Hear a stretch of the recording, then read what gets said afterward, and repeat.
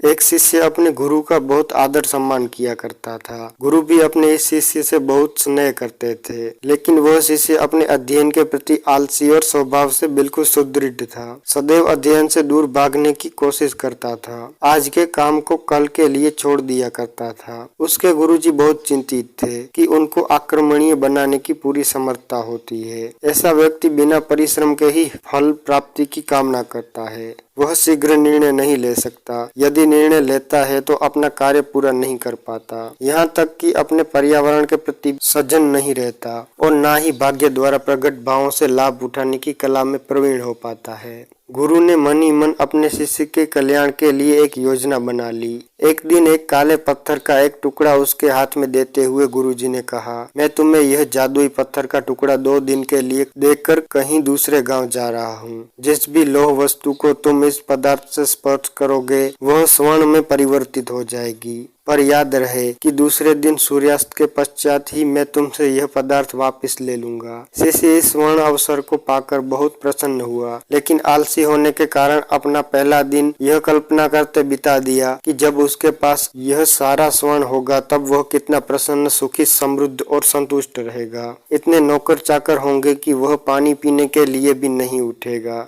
फिर दूसरे दिन जब प्रातः काल जागा तब उसे अच्छी तरह स्मरण था कि आज स्वर्ण पाने का दूसरा और अंतिम दिन है। उसने मन में पक्का विचार किया कि आज वह गुरुजी द्वारा दिए गए काले पत्थर का लाभ जरूर उठाएगा। उसने निश्चय किया कि वो बाजार से लोहे के बड़े बड़े सामान खरीद के लाएगा और उन्हें स्वर्ण में परिवर्तित कर देगा। दिन बीतता गया पर वह इसी सोच में बैठा रहा कि अब भी तो बहुत समय है, किसी भी समय बाजार में जाकर सामान लेता आएगा। उसने सोचा कि अब तो दोपहर का भोजन करने के पश्चात ही सामान लेने निकलूंगा, पर उसको भोजन करने के बाद विश्राम करने की आदत थी। उस शिष्य ने मेहनत करने के बजाय थोड़ी देर आराम करना उचित समझा। आलस्य से परिपूर्ण अपने शरीर के कारण नींद की गहराइयों में खो गया और जब वह उठा तो सूर्यास्त होने को था और वह जल्दी जल्दी बाजार की तरफ भागने लगा। परंतु रास्ते में ही उसे गुरुजी मिल गए। उनको देखते ही वह उनके चरणों में घिरकर उस जादुई पत्थर को और एक दिन अपने पास रखने की याचना करने लगा, लेकिन गुरुजी नहीं माने और उस शिष्य का धनी होने का सपना चूर चूर हो गया। इस घटना की वजह से उस शिष्य को बहुत बड़ी सीख मिल गई।